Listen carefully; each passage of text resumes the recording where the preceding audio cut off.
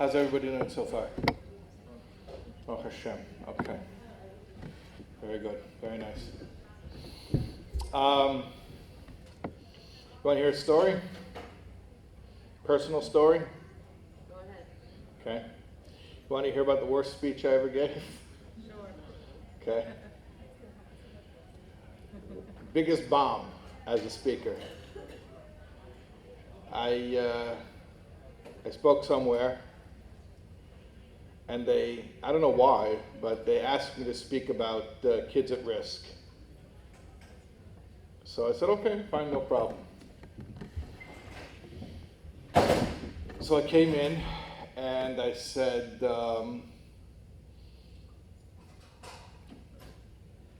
Rachel and Leah, two sisters, but so different in so many ways. What does it say about Rachel? She was Yifas Toyer, Yifas Mare, which of course we know doesn't just mean Begashmias, Be'ikar, it means Beruchnias, fine of appearance and fine of form. That means she was a tzaddikus, a classical tzaddikus. I mean, in the conventional sense that a good, frum, ehrliche maidel should be. And then you have Leah. And she was, to use that most damning of words in our community, interesting. By the way, outside of the frum world, the word interesting actually just means interesting. Just so you know. But in the frum world, if you say that somebody's interesting, it's euphemism for, stay away from them. Rachel, it says, she was fasmare, fastoyev, fasmare. And Leah, Nebuch, ve'ene Leah rachais. The eyes of Leah were soft. They were mushy eyes. It's not a compliment. Bleary eyes. Rashi says she had bleary eyes because she was crying all of the time. And why was she crying all of the time? Remember what Rashi says on the posuk? Because everyone is talking. They're saying, look, Rivka has two sons, Yankov and Esav. Lavan has two daughters, Rachel and Leah. Let's make a match. And how are we going to match them? The big one to the big one, the little one to the little one. Perfect. You know why? Perfect shidduch, really. Because who's Yankov Avinu? Yankov he's a learner. Ish tam yeshev ayhalim. Simple. He's ish tam means he didn't take English. A batlin, just a learner, sitting in the tents of Torah. So he's good for Rachel because she's the classical tzaddikus. She's beautiful of fine form and appearance in the ruchniistic sense. Also in the gashmiistic sense. She had all the milas. Then you have Esav. Who's Esav? A wilde mensch. Ish sode. Yedei tzayid. Stama, he wore a blue shirt. He was a crazy guy. So they said, let the tzaddik, the conventional tzaddik, marry the conventional tzaddikus, and let the two interesting ones have one of those, sympathy shidduchim.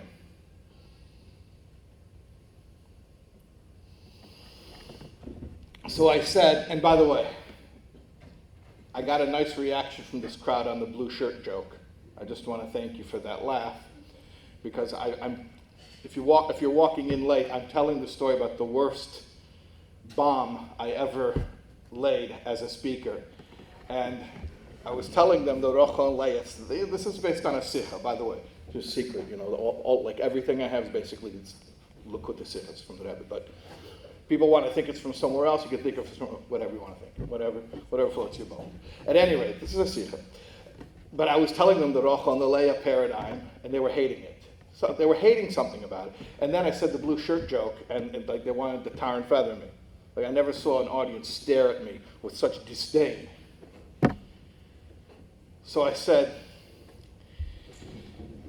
basically you have in life Rachels and Leahs. And you're one or the other because these are our two mothers. So we, being their children, all of us, boys and girls, it's not only speaking about girls, this is all of us are the children of our mothers, Rachel and Leah. And not just biologically, if you're a descendant of Rachel or the Shvatim who are from Rachel and the Shvatim who are from Leah. I'm saying, Beruchnius, there's a spiritual paradigm that we all inherit as Jews. And then we have a little bit of the spiritual DNA of both Rachel and Leah, but most of us fall into one category or the other. Either you're a Rachel type of a Yid, which means that you are conventionally, classically, the one who does well with Yiddishkeit and with school and with social interactions and with community and all the things that you're supposed to be good at, all the milestones, and you do well, and you give your parents nachas and you're an easy child. You're an easy child. And then there are Leahs, and Leahs are interesting.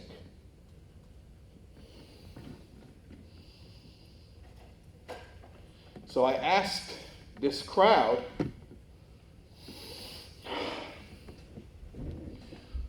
what are we doing for the Leahs? It's easy to take care of a Rachel. A Leah is a little bit more challenging. You see, institutions, by definition, don't do well for the Leahs. My brother, David, who's a very creative person, and he made the Ichikaduzi puppets, if anybody likes those. At any rate, I'm quoting him, the same B'Shem Imre, he one time told me, he said, Shais, you cannot have a resentment against an institution. By definition, you cannot have a resentment against an institution. You can have a resentment against a person, but not against an institution. I said, why? He said, because it's very simple. A person should know better. A person is supposed to be a mensch.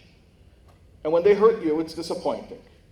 But a moisad, an institution, a faceless machine that is created for the purpose of just perpetuating itself and keeping the system running, how could you be disappointed? What hopes did you have in the first place? You thought you were going to get human treatment from an institution? So you can't have a resentment against an institution. Oh, they didn't cater to me, and you thought they would? That's not what they're built for. They're built for running a machine that operates and perpetuates itself.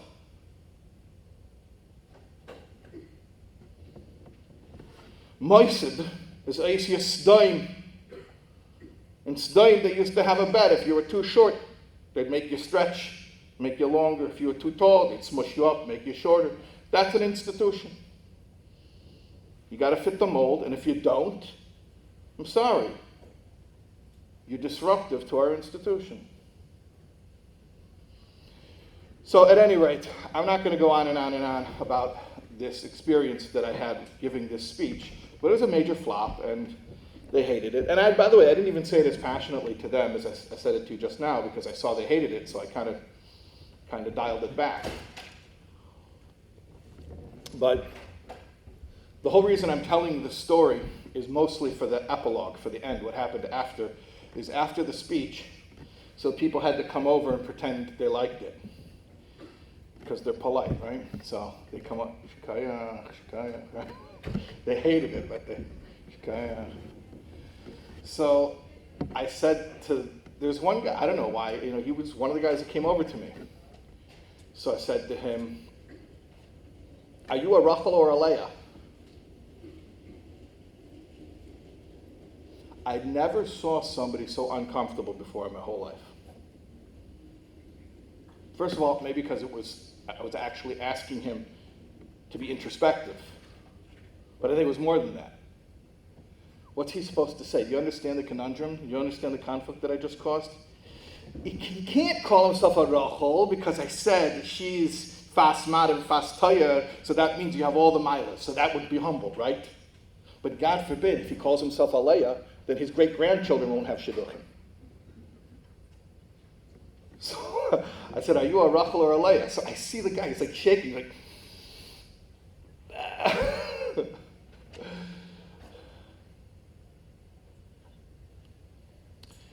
Then I realized it was a good question to ask people if it made them that uncomfortable. So the next guy came over. I said, are you a Rachel or a Leah? He says, I'm a Rachel. He says, but I want to tell you something. I have 8 kids, and 7 of them are also Rachels. And one of them is a Leah. And he caused me the most agmas nefesh. But now, finally, my wife and I see that he gives us the greatest nachas. And I said to him, thank you so much. I came to this venue. I gave this speech. You're the one person. This whole thing was for you. Thank you. If it's for the one guy,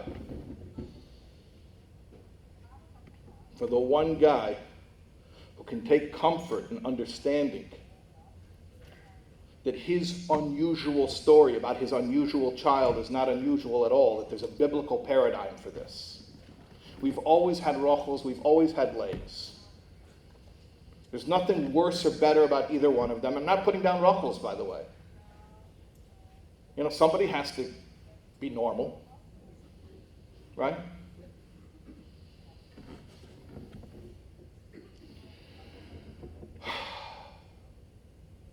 But if you're a Leah, or this guy's even more impressive because he's not a Leah, he's a Rachel, and most of his kids are Rachels, and he learned how to love and cherish and value his child who's a Leah. That's even more impressive to me. A conventional person who has an unconventional kid and can realize the nachas that comes from the unconventional kid. That's even more impressive. If it's a whole family of Leahs, then at least hopefully they're sympathetic to each other. When there's a whole family of Leahs. Yeah, that's when you get the call 2 hours after school, is somebody coming to pick up your kids? That's the whole family of Leahs, right? Okay. So, Leah was bleary-eyed. She was crying all the time. Because they said that she'd be a good shidduch for Esav. You want to know the truth? The truth is she would have been. Not for the reason that they said. They said because they wanted to set up the 2 losers. But that's not the real reason. The real reason is because Leah had a power that Rachel didn't have. Leah could have brought Esav to tshuva. How do we know this? Because Leah had a daughter, Dinah. And we know about Dinah that she was mother like daughter. By the way, in what respect was she a mother like daughter? Rashi says on the pasuk, Yatzonis, running around in public, talking to people, getting interested in things. By the way, what got her interested? You remember from the Medrash what they did in Shechem to get her interested? The girls came out. The Knaini girls came out and they started playing music and dancing. Dinah was drawn to that. She was interested. What's going on over here? Yatzonis. And Leah was similar also. Leah had chutzpah, right? When she demanded her turn with Yankov Avinu. So Leah and Dinah, these were these brash, outgoing, unconventional, offbeat women. And Yankov Avinu knew this about his wife, and he knew this about his daughter. And in fact, he knew that that would appeal to Esav. Not necessarily for the right reasons. Not necessarily for wholesome reasons. Because we know that sometimes those who are offbeat and colorful attract the wrong kind of attention. But Esav would have been very interested in her. So what did Yankov Avinu do to prevent that from happening?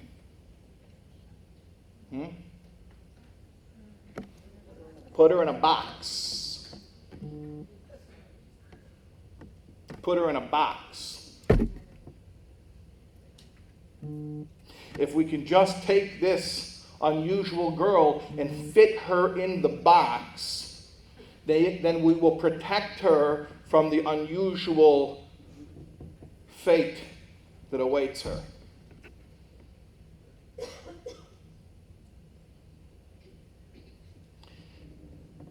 She could have married Esav and she would have brought him to tshuva. Chazal tell us this. She would have brought him to tshuva. Rachel couldn't have done it. Rachel couldn't do it. She couldn't handle an Esav. She could handle a Yankov. Leah could have handled an Esav. Because I want to tell you something about Esav. Esav also had Meridika potential. Esav, we know, Al Pi Kabbalah, the Yankov is Tikkun, and Esav is Taihu. Taihu means chaos. Esav had frenetic, wild energy. And if it could have been harnessed in the proper way, he could have brought Mashiach. That's what Yitzchak was thinking even when he wanted to give the brachas to Esav. That's how Chassidus explains. But alas, that didn't happen. Esav married whoever he married.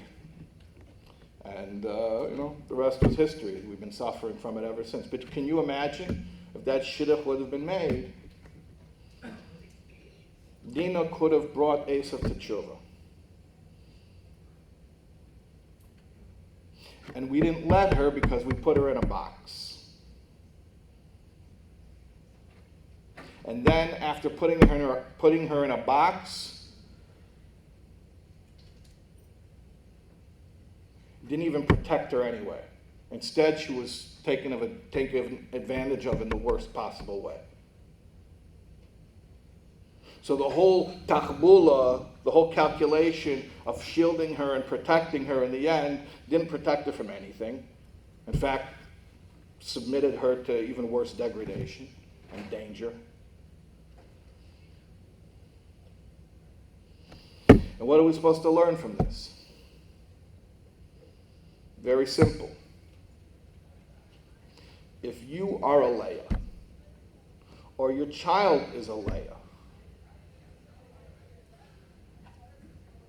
instead of looking at her unconventional qualities as a liability, it's time to recognize those unconventional qualities as an asset. Leah had the power, as did her daughter Dinah, to do what Rachel couldn't. She could have been Mekadev Esav, and it would have been Mashiach. So these children who don't fit our mold, the ones who are not easy to maintain from an institutional point of view, the ones who are not in lockstep, these are the ones, if we release them, that they have unique gifts and unique powers. And it's not even just about them being able to be happy and have some self-esteem about being able to express their gifts. It's really to the benefit of everyone, to the benefit of the whole community, and to the benefit of the world who will actually gain from these gifts.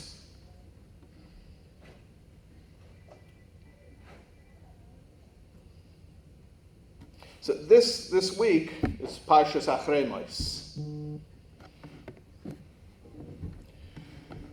And we read about the Misas Bnei Aaron. Aaron had 4 sons, and 2 of them died. Who are the ones who died?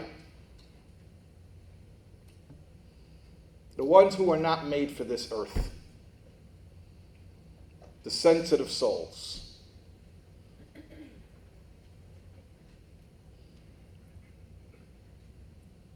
They were yearning for something more.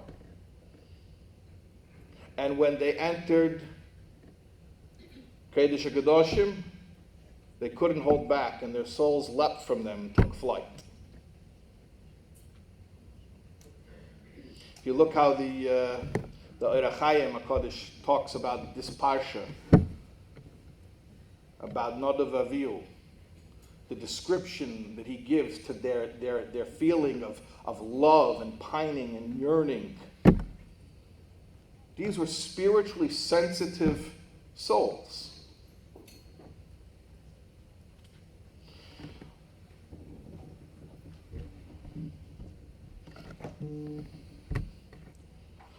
I wrote down a list of qualities before I was on the way over here. In the car I wasn't driving, it was an Uber, but I wrote down a list of qualities.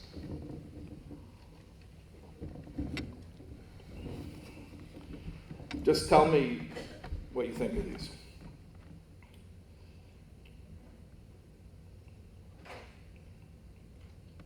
Loner, deep thinker, introvert, empath, extra sensitive, outsider, self-conscious, big heart, dreamer, idealist, perfectionist.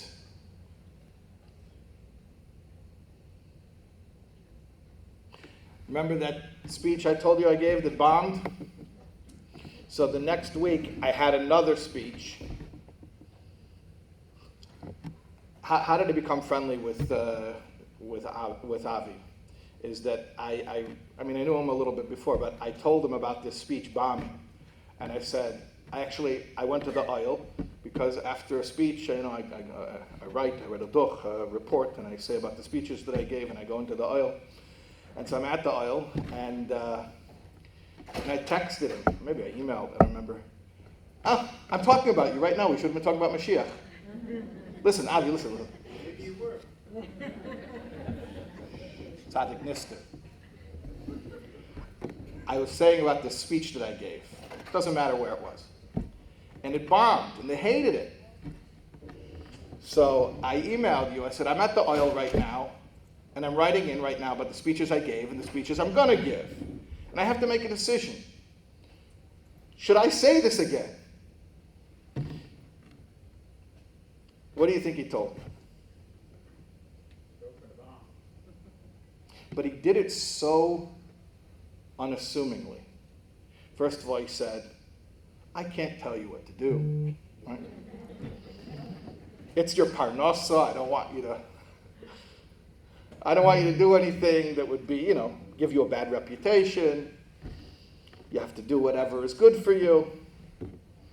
And then he just slipped in there, very low key, something. I don't remember the exact wording, but if you feel something's right, then you'll find a way to say it. It was very. And basically, I decided, yeah, it's right, and they didn't like it. They didn't like it. I didn't tell me to sacrifice my speaking career. But I decided, I'm going in the next week, I'm giving the same speech over again, and if they like it, they like it. They don't like it, they don't like it. This is what I'm saying. Happened to be the following week, when I said it, Baruch Hashem, it was very, very well received. For whatever reason.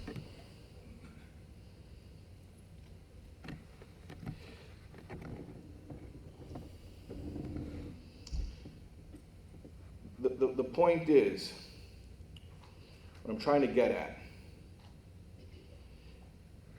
we have these precious, sensitive, unconventional souls. And if you know how to view it like that, if that category, if that gather exists, just the knowledge that there's such a personality type, and that it's a legitimate personality type, that itself is liberating when you live surrounded by the idea that everybody is the same, which is so patently, obviously not true. We're not all the same. The Yerushalmi says, "Afilu bechitim," even with wheat kernels, ein chita deima lechaverta, not one single wheat kernel is identical to the other. Al achas kama v'kama b'vnei adam, how much more so with human beings, not a single one is the same as the other.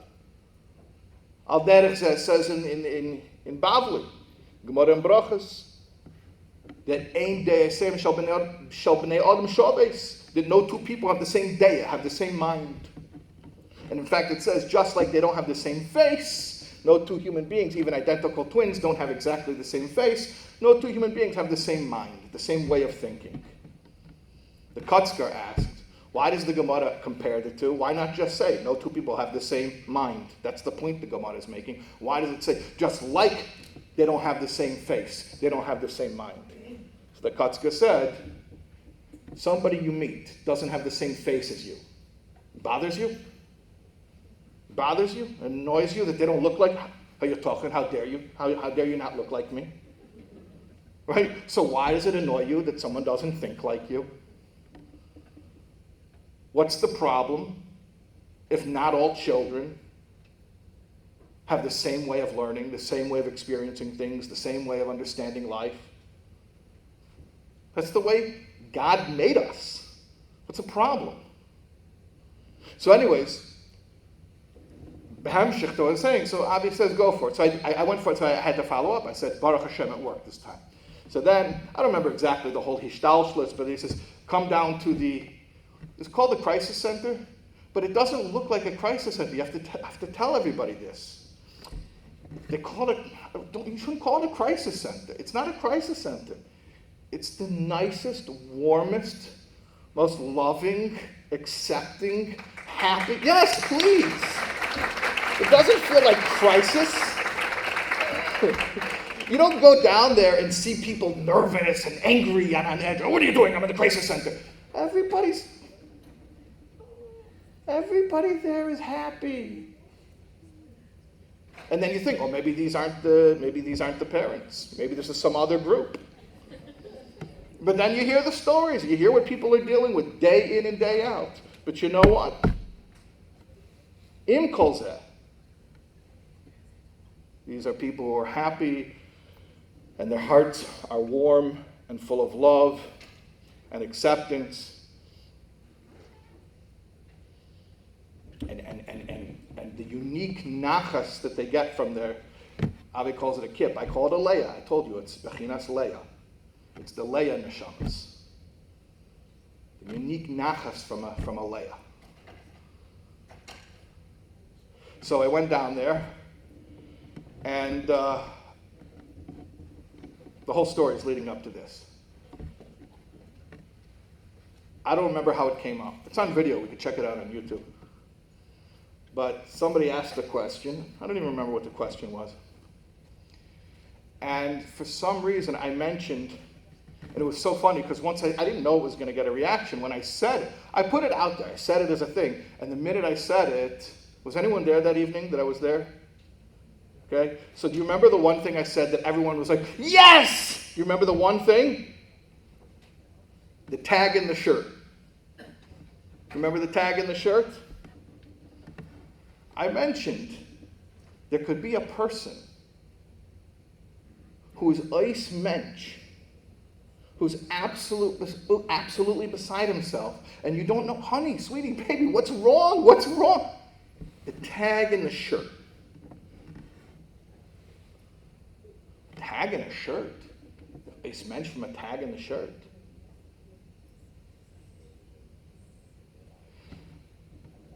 And when everybody responded to the line about the tag in the shirt, I understood, that's it. I don't have to talk anymore. Everybody knows exactly what I'm talking about.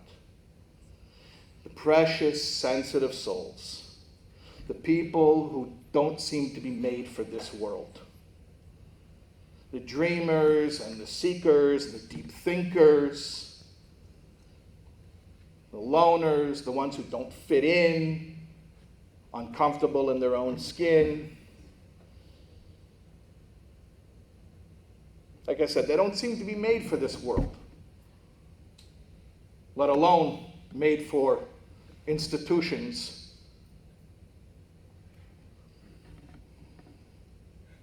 And a revolution is coming.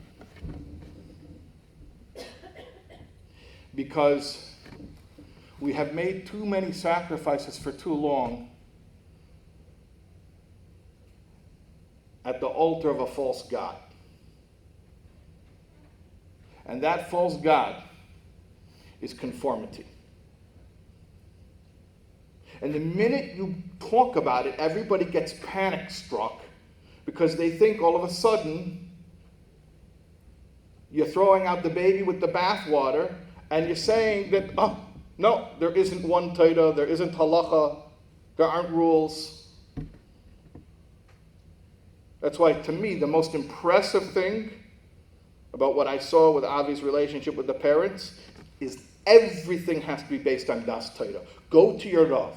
He doesn't paskin, he won't enter into a discussion of halacha. Ask your Rav. But the minute you start talking about the sacrifices, the children whose lives were taken for stupid reasons, for just the reason of conformity, of being normal, that chas v'shalom nobody should think that we're an unusual or interesting family. It's absurd. When did the Eibishter ask this of us? Where in Torah does it talk about this? Halacha? Of course we keep halacha. Halacha is ritzeinei shel HaKadosh Baruch Hu. Chachmasa ritzeinei shel HaKadosh Baruch Hu. Torah, which is kodma la'elo. And the Yid's ultimate fulfillment can only be by conducting himself or herself according to the Eibishter's plan, which is embodied in Torah. Who ever questioned it? It's absurd that it even has to be stated. But you're not giving them a chance to be frum. You want them to keep halacha, you're not giving them a chance to be frum.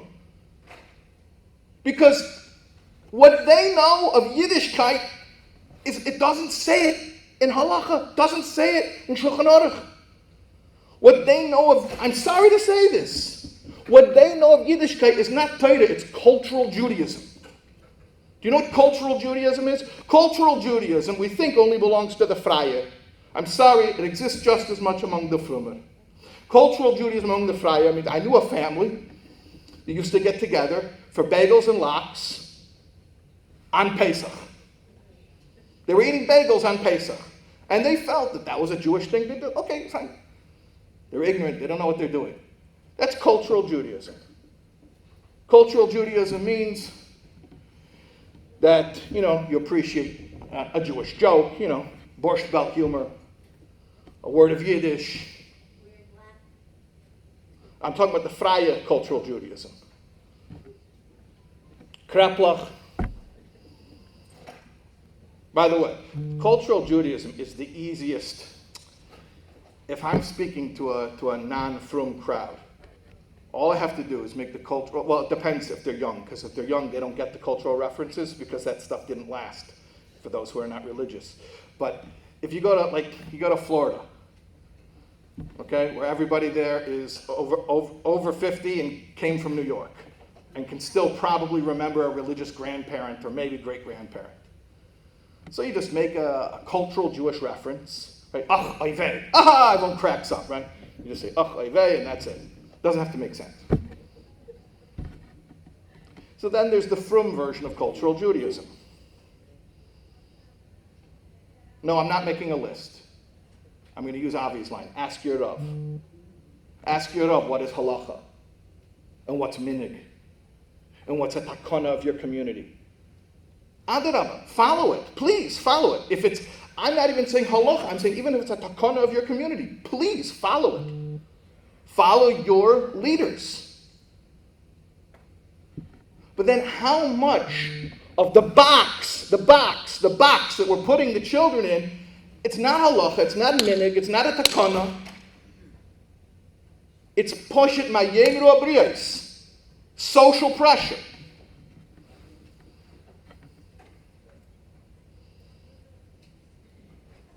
So here's what I want to say. I got to wrap up. It's not a question that everybody here is not going to make these sacrifices anymore. Question now becomes the message that you can return to your community with. The message that you can return to the community with and to help along this revolution which is coming, which is that Torah shouldn't have to suffer. The Shekhinah should not continue to be in Gullus. Genuine, authentic Yiddishkeit shouldn't be put in peril because of a bunch of meaningless social conventions and expectations that aren't stated anywhere in Torah and have nothing to do with anything but people's own pride and self-consciousness and social standing. Enough is enough. We have the powerful, beautiful, sensitive souls, the ones who feel things deeply, the ones who can be role models to show our schools how to really teach a child and make a concept really hit home, the ones who can lead our communities. That's it. Go proudly. Don't be afraid. Don't be ashamed. You go home, you tell your community, we need to start honoring the uniqueness that the Eibishter gave to all of his children. Thank you.